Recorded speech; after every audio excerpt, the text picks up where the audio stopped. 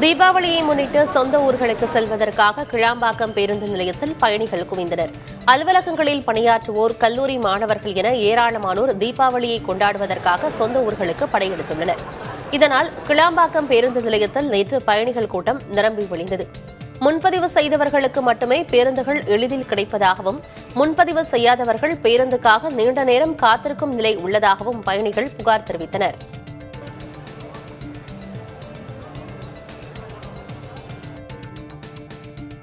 Book பண்ண தான் போங்கிறாங்க. Book பண்ண தான் புக் பண்ண எப்படி பண்ணுறாங்க?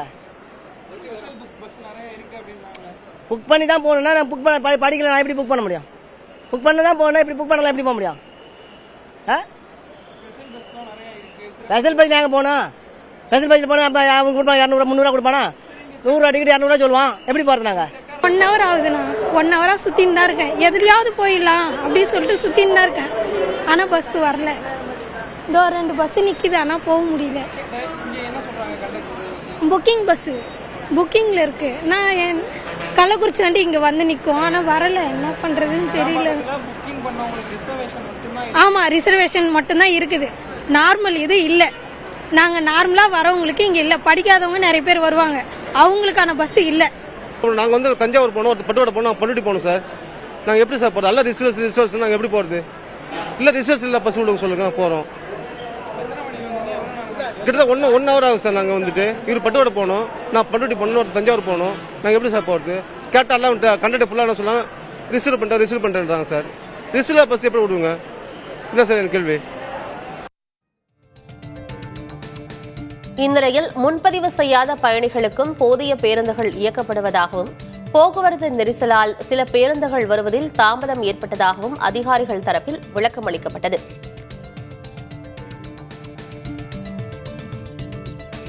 தீபாவளி பண்டிகைக்காக சொந்த ஊர் செல்ல தாம்பரம் ரயில் நிலையத்தில் பயணிகள் கூட்டம் அலைமோதியது. பண்டிகையை கொண்டாட தென் மாவட்டங்களுக்கு செல்லும் மக்கள் முன்பதிவு இல்லாத பயண சீட்டு வாங்க டிக்கெட் கவுண்டர்களில் நீண்ட வரிசையில் காத்திருந்தனர். எழும்பூர் ரயில் நிலையத்திலிருந்து தாம்பரம் வழியாக செல்லும் ரயில்களில் பயணிகள் முண்டியடித்துக் கொண்டு ஏறினர். குறிப்பாக ராமேஸ்வரம் ரயிலில் படியில் தொங்கிக் கொண்டும் படியில் அமர்ந்தவாறும் ஏராளமானோர் பயணித்தனர்.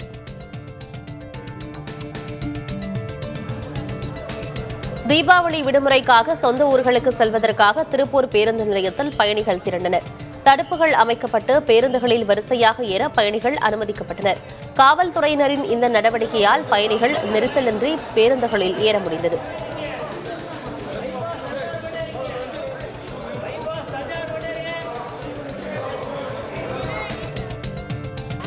தீபாவளி பண்டிகையை முன்னிட்டு வண்ணாரப்பேட்டையில் உள்ள MC சாலையில் ஆயத்த ஆடைகள், பட்டாசு உள்ளிட்டவற்றை வாங்க மக்கள் குவிந்ததால் கடும் போக்குவரத்து நெரிசல் ஏற்பட்டது.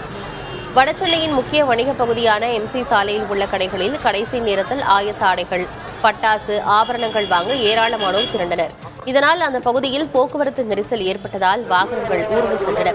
மிதமான மழையின் காரணமாக சாலை சேரும் சகதியுமாக இருப்பதால் மக்கள் அவதியடைந்தனர். அந்த பகுதியில் 50க்கும் மேற்பட்ட காவலர்கள் பாதுகாப்பு பணியில் ஈடுபட்டுள்ளனர்.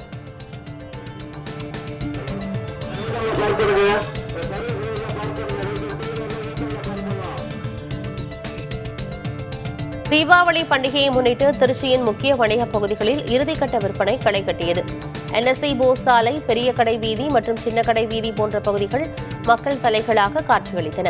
தீபாவளிக்கு இன்னும் 1 நாள் மட்டுமே உள்ள நிலையில் வியாபாரிகளும் பொதுமக்களும் புத்தாடைகள் முதல் வீட்டு உபயோகப் பொருட்கள் வரை அனைத்தையும் வாங்கும் பொருட்டு கடைகளில் அலைமோதினர். சாரல் மழை பெய்தாலும் அதை பொருட்படுத்தாமல் கடைகளில் நீண்ட வரிசையில் நின்று தங்களுக்கு தேவையான பொருட்களை பொதுமக்கள் வாங்கிச் சென்றனர்.